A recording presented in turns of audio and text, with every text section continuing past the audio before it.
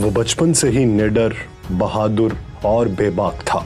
उसे घुड़सवारी, तीरंदाजी और तलवारबाजी अपने बाप से विरसे में मिली थी। वो शिकार पर निकलता था तो कभी खाली हाथ नहीं लौटा था। वो ताकतवर होने के साथ साथ बला का ज़हीन था और इसी वजह से उसका बाप उस पर भरोसा करता था। उसका ताल्लुक औगोज तुर्कों के काई कबीले से था। उसके बाप का नाम सुलेमान शाह था, लेकिन बाज़ मुअर्रिखीन उसके बाप का नाम गुंदोज अव्वल बताते हैं। तारीख उस बहादुर को अर्तुगरुल गाजी के नाम से जानती है। सल्तनत उस्मानिया का बानी सुल्तान उस्मान अव्वल उसी का बेटा था। आप देख रहे हैं नुक्ता, जिसके साथ मैं हूं यासिर रशीद चौधरी। हमारी इस वीडियो को मुकम्मल देखिए। अगर पसंद आए तो हमारे चैनल को सब्सक्राइब कीजिए और बेल आइकन को दबाइए ताकि आपको लम्हा बलम्हा ऐसी मालूमाती वीडियोस पहुंचती रहें। बसूरत दीगर हमें अपनी राय से आगाह कीजिए।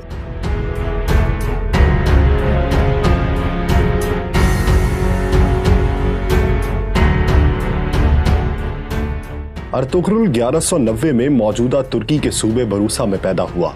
जब मंगोलों ने तुर्कमानिस्तान पर हमला किया तो बहुत से कबीलों ने हिजरत की और एशियाई कोचक की जानिब रवाना हुए। काई कबीले ने शाम के करीब एक इलाके में पड़ाव डाला था, लेकिन ये इलाका सर्दियों के मौसम के लिए साजगार नहीं था। इसलिए अर्तुगरुल का बाप सुलेमान शाह चाहता था कि जल्द अज जल्द किसी बेहतर मकाम की जानिब हिजरत की जाए। उसके लिए उसने अर्तुगरुल को हलब भेजने का फैसला किया, जहां पर सुल्तान सलाहुद्दीन अय्यूबी के जानशीन हुकूमत कर रहे थे।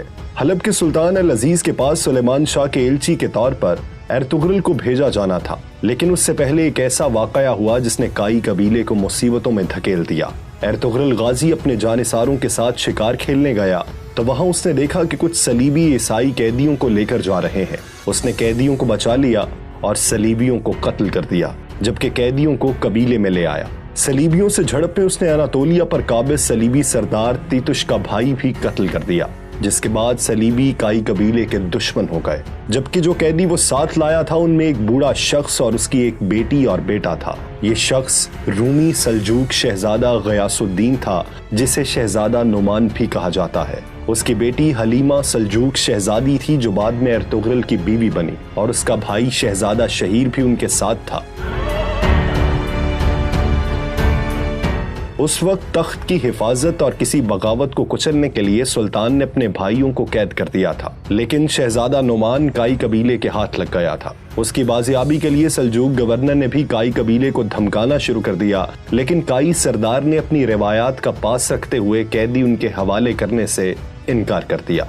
जब अर्तुगरुल हलब के अमीर से मिलने गया तो साजिशों ने कैदियों को सल्जूकियों के हवाले कर दिया। हलब में अर्तुगरुल साजिशों का शिकार हुआ, लेकिन अपनी बहादुरी और ज़हानत से बच निकला।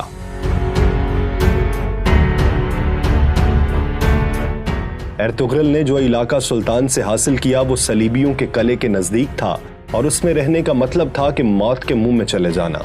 कबीले के सरदारों ने मुखालिफत तो की, लेकिन सुलेमान शाह ने हिजरत की और कबीला अनातोलिया की सरहद पर आबाद हो गया। तीतुश ने अपने भाई का बदला लेने के लिए उन पर हमला किया। काई कबीले ने अर्तुगरुल की क़यादत में उनके कले पर हमला कर दिया। काइयों ने सलीबी कला फतह कर लिया। 1225 में सुलेमान शाह के इंतकाल के बाद कबीले की सरदारी का मसला सामने आया, लेकिन उससे कबल के कोई फैसला होता, मंगोल उन पर हमला कर चुके थे। 1230 में मंगोल तातारी चंगेज खान की क़यादत में चीन और ईरान फतह कर चुके थे। मंगोलों की एशियाई कोचक मुहिम का सरबराह नवियान था। उसने तमाम तुर्क कबीलों पर हमला किया और उन्हें रौंदता चला गया। उसने काई कबीले पर भी हमला किया और कबीले को आग लगा दी। कबीले के लोगों ने मुश्किल से जान बचाई और अर्तुगरुल की वालिदा हाइमा खातून और भाई गुलदारों की क़यादत में अपने दोस्त कबीले दो दुर्गा चले गए।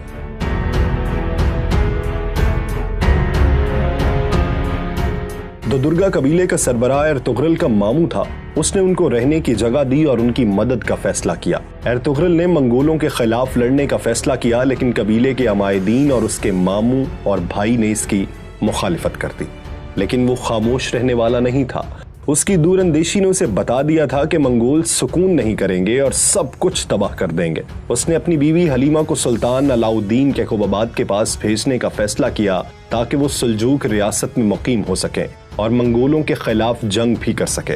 एर्तुगरुल जल्द अज जल्द सल्जूक रियासत में जाना चाहता था। इसके लिए उसने अनातोलिया के मगरिब के करीब एक इलाके का इंतखाब किया। नवियान के खिलाफ जंग के दौरान एर्तुगरुल को सख्त परेशानियों का सामना करना पड़ा।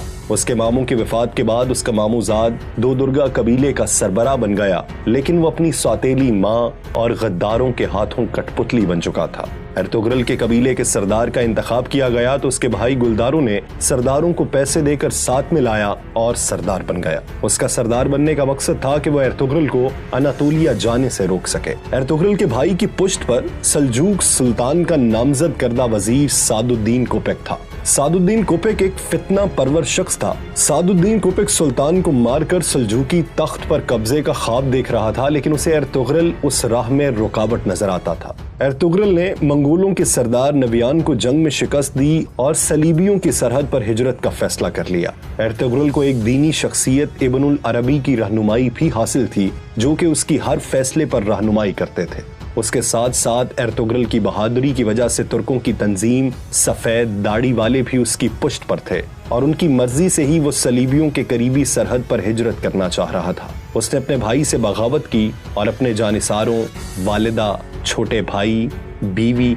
और कबीले के 400 अफराद के साथ हिजरत का फैसला किया और अनातोलिया की मगरबी सरहद पर आबाद हो गया। यहाँ आबाद होकर वो काई कबीले के उस टुकड़े का सरदार बन गया। नई जगह हिजरत के बाद हालात साजगार न हुए और कबीले में फाकों की नौबत आने लगी।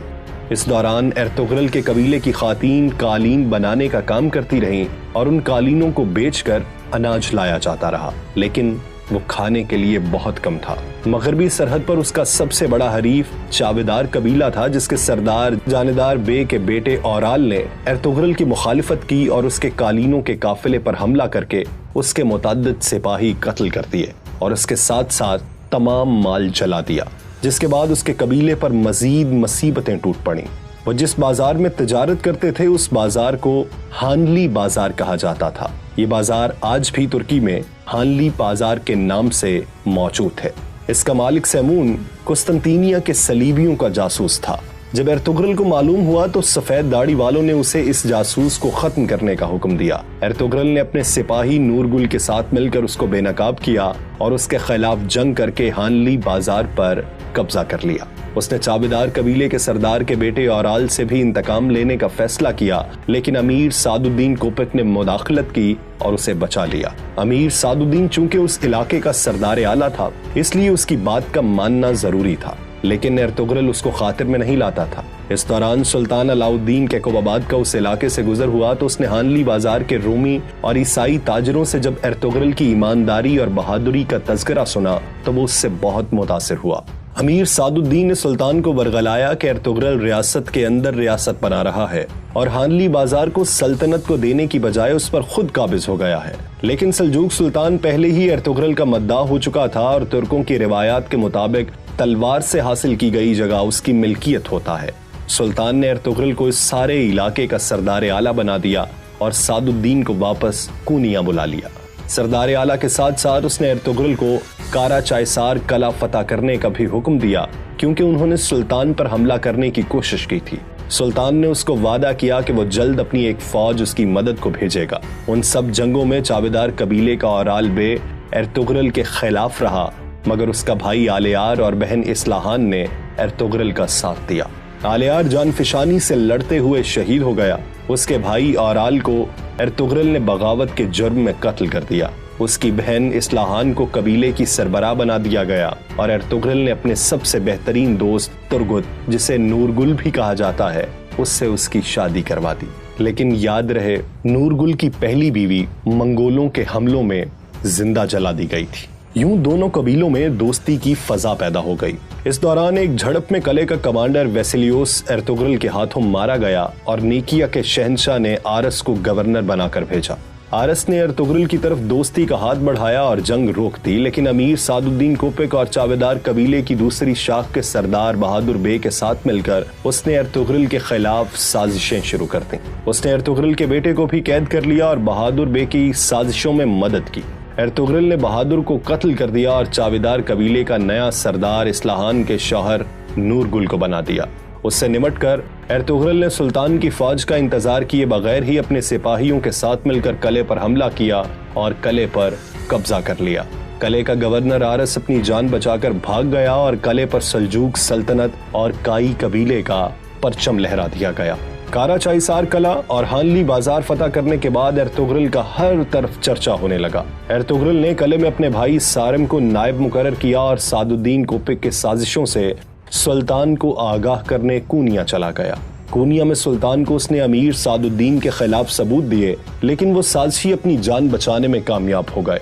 1237 में उसने सुल्तान अलाउद्दीन के कुबाबाद और उसके नामजद जानशीन शहजादा कलीज अरसलान को कत्ल करवाकर गयासुद्दीन कैसरो को सल्जूक सुल्तान बना दिया।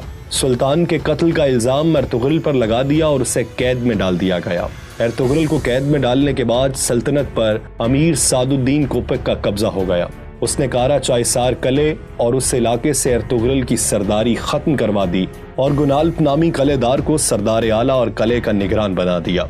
लेकिन जब सुल्तान गयासुद्दीन को मालूम हुआ कि उसके बाप को एर्तुगरुल ने नहीं बल्कि उसकी मां के साथ मिलकर सादुद्दीन कोपिक ने कत्ल करवाया है, तो उसने एर्तुगरुल को दोबारा सरदार आला बनाया और एर्तुगरुल को आजाद करवा दिया।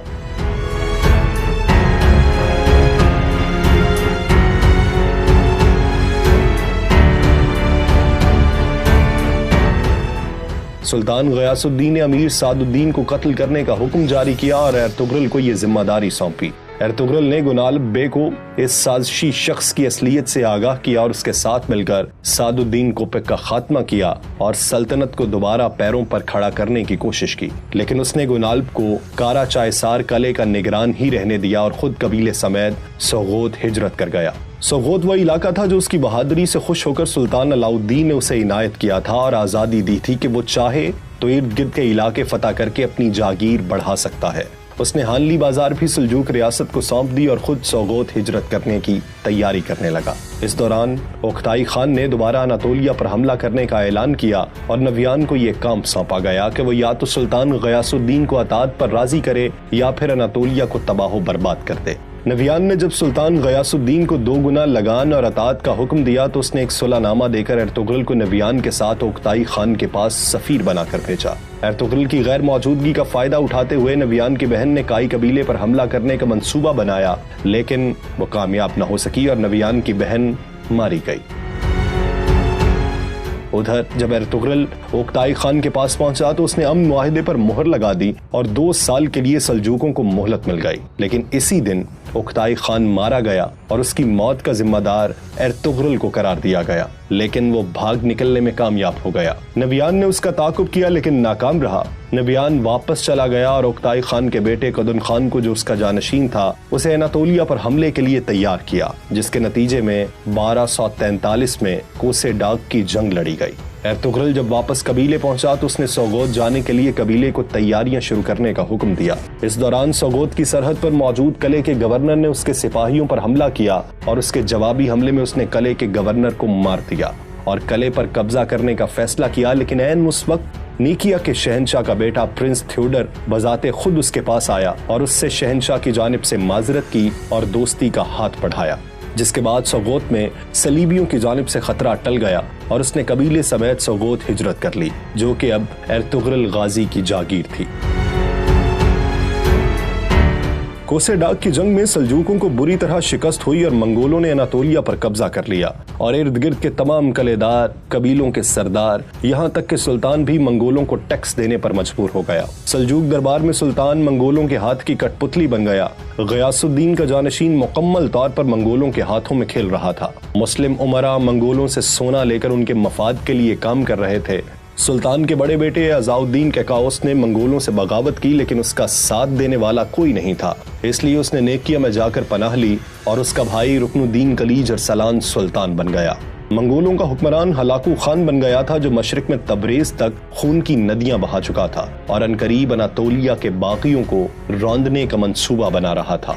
इस दौरान अर्तुगरुल ने सोगोत में अपना कबीला बसा लिया और वहां से मंगोलों के खिलाफ जिद्दोजहद जारी रखी, लेकिन ये जिद्दोजहद जाहिरी नहीं थी। जाहिरी तौर पर वो मंगोलों को टैक्स देता था, लेकिन अंदरूनी तौर पर वो मंगोलों के खिलाफ एक बड़ा मंसूबा तैयार कर रहा था। उसने मिस्र के ममलूक सुल्तान मलिकुल ज़ाहिर रुकनुद्दीन बेबरस और चंगेज खान के पोते बरका खान, जिसने अपने कबीले के साथ इस्लाम कबूल कर लिया था और मंगोलों के खिलाफ जंग जारी रखे हुए था, उसके साथ मिलकर एक मंसूबा बनाया। सुल्तान अज़ाउद्दीन के काउस और उसके हामी कबाइल को इकट्ठा किया और उन दो बड़ी ताकतों को मंगोलों से लड़ने के लिए तैयार कर लिया। लेकिन अंदरूनी साजिशों और सलीबी कले के गद्दार गवर्नर की तरफ से हमलों के बाद अर्तुगरुल बुरी तरह फंस गया था, क्योंकि अपने अजीम मकसद को पूरा करने के लिए एक बड़ी जंग जरूरी थी। लेकिन इस दौरान वो किसी तौर भी बाज़ंतीनियों से जंग का सोच भी नहीं सकता था। मंगोलों की शोरश जारी थी, जबकि कई कबीले के लोग उनसे मिल चुके थे। अर्तुगरुल का सोगोत से कंट्रोल खत्म करने के लिए सल्जूक वजीर बहाउद्दीन ने उमरूलो कबीले को सोगोत में बसाने का फैसला किया। उमरूलो कबीले का सरबराह अर्तुगरुल के खिलाफ था, लेकिन उसकी बेटी अर्तुगरुल को पसंद करने लगी और बाद में अर्तुगरुल ने उससे शादी कर ली। सलीबी बागियों ने किले पर कब्जा कर लिया। उनका सरबराह कमांडर ड्रागोस था, जो अर्तुगरुल को सोगोत से निकालना चाहता था। उसने अमरूलो कबीले के सरदार को कत्ल करके उसके इल्जाम अर्तुगरुल के बेटे गुंदोज एलब पर लगा दिया, जिसके बाद दोनों कबीलों में लड़ाई का अंदेशा हो गया। लेकिन अर्तुगरुल की जहानत और समझदारी से वो इस मुसीबत से बच निकले। उमरू बे के बाद उसका बेटा बोलाद बे उस कबीले का सरबराह बना। बोलाद बे मंगोलों का खास आदमी था और बागी कबाइल के खिलाफ एक मुहिम जारी रखे हुए था। अपनी असलियत छुपाए हुए वो अल-बास्ती के नाम से तुर्क कबीलों के लिए दहशत बना हुआ था। दूसरी तरफ ड्रैगोस भी गुमनाम था। अर्तुगरुल को दो गुमनाम दुश्मनों का सामना था और वो दोनों उसकी नजरों के सामने थे, यानी अल-बास्ती बोलाद बे के रूप में और ड्रैगोस सोगोत के कलीसा में जिंगूच के रूप में। अल-बास्ती ने अर्तुगरुल के भाई गुलदारों के कबीले को भी तबाह कर दिया और वो अपनी जान बचाकर पहाड़ों में रूपोश हो गया था। अर्तुगरुल के सामने नादीदा दुश्मन थे और एक अजीम मकसद उसका मुंतजिर था। इस सूरत हाल में वो किसी तौर इन मामूली दुश्मनों को नजरअंदाज नहीं कर सकता था। अर्तुगरुल ने मंगोलों के दो सरदारों को कत्ल कर दिया जो उसके कबीले पर हमलावर हुए थे। उनकी मौत के बाद हलाकू खान का भाई एरुक बोका उसके मुकाबले के लिए सोगोत आ गया। उसने अल-बास्ती की मदद की और अर्तुगरुल के खिलाफ जाल बुनने शुरू किए, लेकिन अर्तुगरुल एक मर्तबा फिर अपनी जहानत से बच निकला। उसने ड्रैगोस को बेनकाब किया और उसे कत्ल कर दिया। अल-बास्ती भी जब खुलकर अर्तुगरुल के सामने आया तो उसके भाई गुलदारों के हाथों मारा गया। अर्तुगरुल उन दुश्मनों से निमटने के बाद मगरिब में बरका खान से मुलाकात के लिए चला गया। एरुक बोगा को जब इस बात का इल्म हुआ तो वो उसके पीछे चला गया। अर्तुगरुल ने बरका खान के गद्दार वजीर को बेनकाब किया और एरुक बोगा भी बरका खान के हाथों मारा गया।